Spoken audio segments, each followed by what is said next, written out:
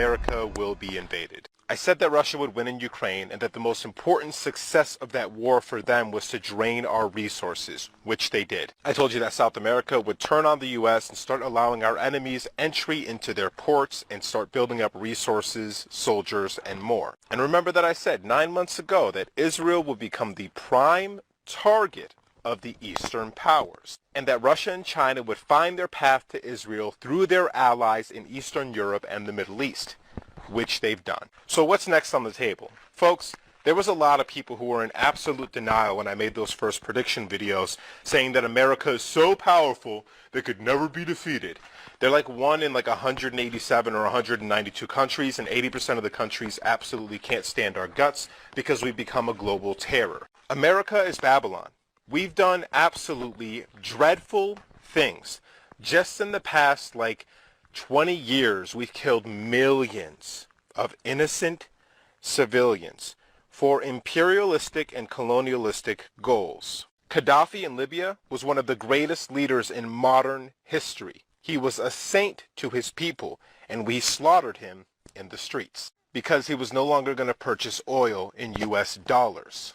Amongst other things like taking care of his own people, making Africa and the Middle East strong. Anyways, we're the baddies. We're the bad guys. And people just aren't getting this. The entire world is surrounding us. We will be invaded, and we will be destroyed. And we need to be. And I'm not rooting for it in some sick nihilistic way. We are a problem. We hurt millions and millions of people every year with our policies, with our bad economics, with our greed, with our violence, with our fear and paranoia, and we can't be bargained with. When the Soviet Union fell, we made a promise we wouldn't move NATO to the east. That's all we've done since. We break all of our promises. We violate the sovereignty of any country for any reason. I mean, we did it in South America because we wanted their bananas. This isn't a joke. So here's what's going to happen next. What's happening in the Middle East? That's going to pick up really quick, and the one country that's at odds with all the other countries, let's just do the math, folks. Once that country falls, I'm not even allowed to say the name of the country because I'll be called an anti-Semite.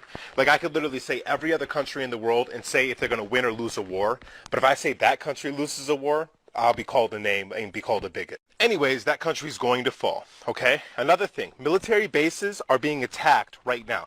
Do you understand what that means? Military bases don't get attacked. We're being surrounded right now, and there's been several attacks inside of the country from our enemies that they've tried to make you think are domestic attacks. They're not going to tell you that we're being invaded. They're not going to tell you that we're being attacked. They're not going to tell you if we're about to be nuked. America doesn't care. It's a psychopathic, rabid animal in the corner that knows it's going to lose, but does not have the decency or humility to surrender and apologize and pay for its crimes in a way where it doesn't have to go down in flames. We are being occupied. We are hostages in this situation, and we better pray that the enemies of our country have more mercy than we've had on the entire world. All right, so like I said, the dominoes are going to topple really fast from this point. Once that country gets taken out, Syria, Iran, Iraq are going to be military bases for Russia and China. Turkey is going to do a full alliance with Russia, China, and all the other countries that support the East. At which point, Europe will be given an ultimatum. Stand down or be obliterated. And then there's going to be some very interesting things that happen with Switzerland. Mark my words. Because Switzerland is the seat of the devil. Because Switzerland is the seat of power for the West. But they can't get to Switzerland until they get through a couple of their bodyguards in the Middle East and Eastern Europe. Taiwan, South Korea, Japan, Australia. Unfortunately, because there's a giant ocean between you and us, and we're the reason that you guys get things like free healthcare, you're going to be absorbed. we can't get to you fast enough. We're going to be fighting a war on the southern border. We're going to be scrambling all of our nuclear readiness aircraft and submarines to protect ourselves from the Poseidon missile that can create a tsunami on the East Coast. We're going to be fully staffed in Cheyenne Mountain, making sure an ICBM does not hit Yellowstone and activate the supervolcano. This war can go one of four ways, okay? One is that all this is just a theater thing. And Revelations is really the thing they're trying to pull off. Like, so it'll get really crazy over in the Middle East and all of a sudden the Antichrist will show up and they'll sign a great peace deal and it'll be beautiful. And then you know we're just in a game and just nothing matters because they're going to play this stupid game. In the real world, in the realist perspective, America will be invaded. You might say it's going to take 10 years. You might say it's going to take 5 years. But I promise you, it can happen in 2 years. Now, in that scenario, America can either fight to the death or surrender. And hold the right people accountable, right? Like the people who vouched for Gaddafi's murder, the people that vouched for Assad's assassination attempt. These types of people, put those people out there and hold them responsible so the rest of the innocent Americans who, especially the ones that were trying to speak up about this, they can be spared. We can be given mercy. We had no control over the situation and we did what we could to try to speak out about it and stop it. And another scenario is the people rise up, organized, and demand peace because no one fights, no one hits the red buttons, no one pulls the trigger because we're done with this shit, because we know Atlantis can exist, and we're ready to have it. In the dream, it was a dream dealing with America. I heard people robbing each other. They were breaking into each other's homes. People were trying to steal things from cars on the street. People were stealing food. People were absolutely trying to take things from each other, and they were doing it by force and willing to die for it. And all of a sudden, I looked at it and I said, what is going on? I grabbed my hand and I said, what is going on? And all of a sudden, I saw China and Russia coming into the United States of America. I don't know that I understand it, but they were military, they were soldiers, and they were coming in to maintain the peace. I don't know where the U.S. military was or anything like this, but they were coming in, and what they were doing was putting people in concentration camps. They were arresting people. Chinese soldiers and Russian soldiers were arresting people, and they were taking guns from everybody. I grabbed my face and I said, what? I said, what are Chinese soldiers and Russian soldiers doing in America? I had this dream, and it was so real. It felt so real. It was crazy. In the dream, I'm at Santa Monica. In Santa Monica, California, I'm over by like the pier, which is like, it's got like seems like a fair or carnival type atmosphere at the pier. It's a real famous pier in Santa Monica, California, and it was in the daytime, and it was real sunny, and for some reason I thought it was the weekend, you know, and everyone was just going about their business, and what happened was we were looking out towards the ocean, and everyone was looking out there, and what we saw was like a foreign navy, and it was either like a Chinese Navy or like the Russian Navy, and it was all out there, and there were submarines out there that had surfaced, and they were just kicking it out there, and no one seemed alarmed. It was like entertainment. Everybody was looking at it, checking it out, and wondering, you know, what's that about and whatnot. And everyone started just going about their business and stuff, and just staring at it and wondering what it was all about. There was nothing in the news about it or anything. It was like a surprise. It just showed up, and it was huge. It was all over the ocean out there. And I thought, wow, what's that about? But for some reason, I just had a bad feeling about it.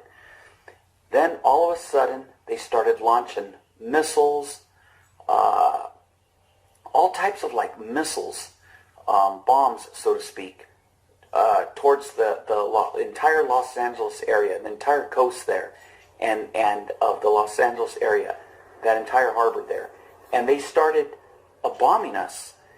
And people started panicking and Barakatah running. Yahweh, Barakatah Yahweh, Barakatah Yahweh. I want to give all praise to Yahweh, Ba'ashem, Yahweh Shai, Ba'ashem, Rakakadash. I want to give double honors to the elders and the apostles and great millstone, and Shalom to the hopefully elect, okay? And what you seen was a couple videos, you know, about the end, basically, about Jacob's trouble, okay? And this shit is almost here, man. We are about to witness a time on earth that's never been witnessed before. Mass death, you know, pestilence, famine. We're about to witness it all. And it has never been a time like what's about to happen, you know, that we're about to come into. And this is 2nd Esdras, chapter 16, and verse 18, okay? The beginning of sorrows and great mournings, okay? The beginning of famine and great death. The beginning of wars, and the powers shall stand in fear, okay? The beginning of evils. What shall I do when these evils shall come, man? You know? And basically, okay, from a standpoint of if you're an Israelite or you're a heathen, okay? If you a heathen, you either gonna die on this side or be the first to go in captivity, you know? And if you're an Israelite, the same thing, man. You either gonna die on this side or be saved, man. Those are your two options, whether if you're an Israelite or a heathen, okay? And I want to go get Proverbs. Let me see. What was it? Proverbs.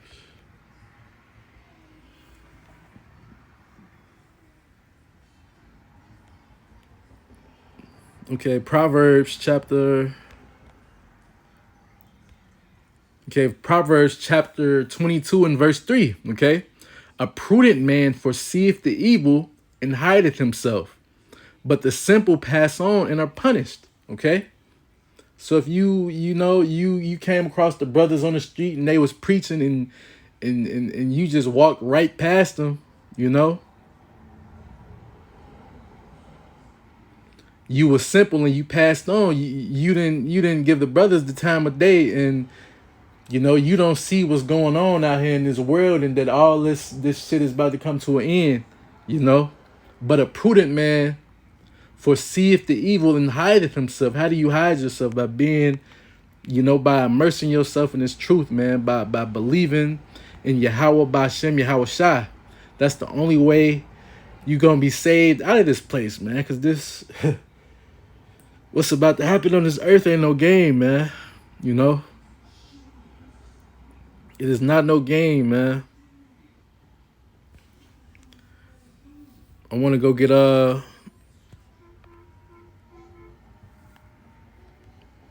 this is 2 Corinthians chapter 4 and verse 3. But if our gospel be hid, it is hid to them that are lost, okay? So you got, you know, Yahweh Ba'ashem, Yahweh Shai, and Mark, you know, most of these people out here, you know, they just not gonna get it.